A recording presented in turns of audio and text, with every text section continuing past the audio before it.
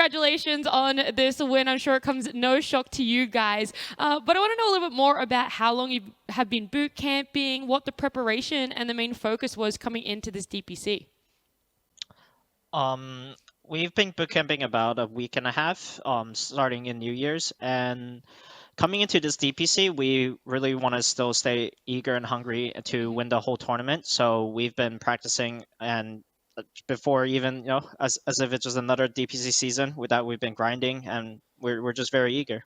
Yeah, is there any extra pressure that you feel either on yourself or when you guys are sort of working as a team after winning TI, or is this very much trying to push it to the side and just focus on whatever is happening right now? I think a lot of people often would look into the past, be like, yeah, we won TI, and because of that, we deserve to win everything. But I think it's the opposite. It's because you work hard, and the hard work is what pays off. And coming to this DBC, we don't have much expectation. Obviously, we want to just keep playing our best and just see where that takes us. Awesome. Thank you. I want to ask about you guys. I would say that you're a team with like a pretty big hero pool. It's kind of out there and crazy. Post TI, do you keep working on that? Are you guys like, yeah, we want to just expand our hero pools even more, or are you more like in-game focused? I think it's both. I think people always want to expand their hero pools, but at the same time, there's only so many heroes you can play in a day, and so many pubs. So the expansion is very slow. So and a lot of it is just focusing on improving your fundamentals, because every game, you might have a different hero, but your fundamentals are going to be the same. So if you have good fundamentals as a team and as an individual, you're going to get very far. Cool. Nice. Okay, congrats on the win, mate. So 7.32D in November, relatively a small patch and other minor changes. Were you surprised? I think, of course, I think Skid actually had an interview with this as well in a different platform, but were you surprised by the scale of the patch post-TI? I definitely thought the patch was going to be bigger, because historically the biggest patch usually come after TI. It's like map changes or like many balance changes. So I think having such a small patch just means maybe they're planning for a bigger match down the line, because I do think we are due for a bigger patch change. So we'll see when that happens. I would maybe hope it's before the major or maybe after the major. We'll see.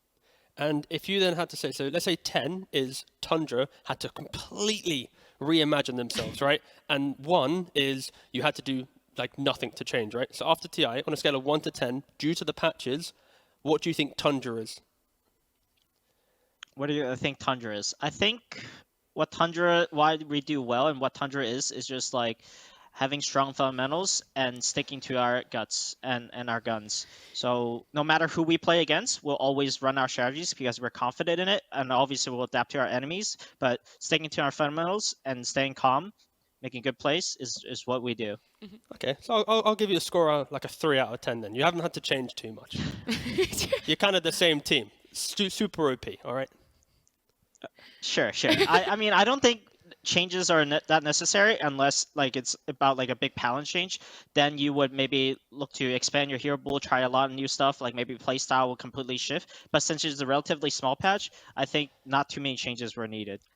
Would you be upset if they added more bans in the first phase? Because then, they can annoy 33 a little bit. I mean, personally as a drafter, I don't think it would change too much for me, but obviously I think it'll be more annoying for niche players like 33, where suddenly like instead of having 4 heroes banned for him, there's 6 heroes in the first phase, Yeah. and everyone's contesting it as well. So it definitely can get a lot more narrowing for people who are more specialized players.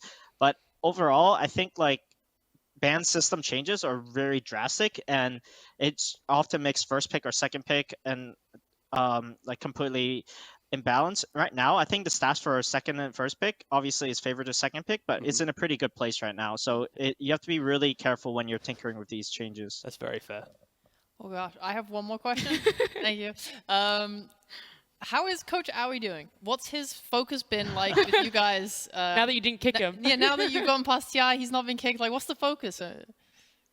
I mean, you think he's safe for now, but after another season, maybe we do poorly. He might not be around for long. So you guys should cherish all the time you have with him for now. I do very quickly though have one more, Snake. You guys are coming in as the hot favorites, of course, and so I have to say, who do you think is your biggest competitor? Who are you personally keeping your eyes on this tour? I think obviously the most obvious ones would be Liquid and Secret. I think they're still very. Most of the roster is still intact, so they're very formidable opponents. So I think I expect them to do relatively well, and I think some of the dark horses could be Gladiator. I think with CCNC is a really strong mid laner. I've played with him many TIs and throughout the history of any Dota. He's a great player, and I'm glad to see that he's decided to come to Europe and give it a shot. Awesome, Sney. Thank you so much. Congratulations again. Excited to see what Tundra has in future for this next 3 weeks. Thank you so much. Thank you.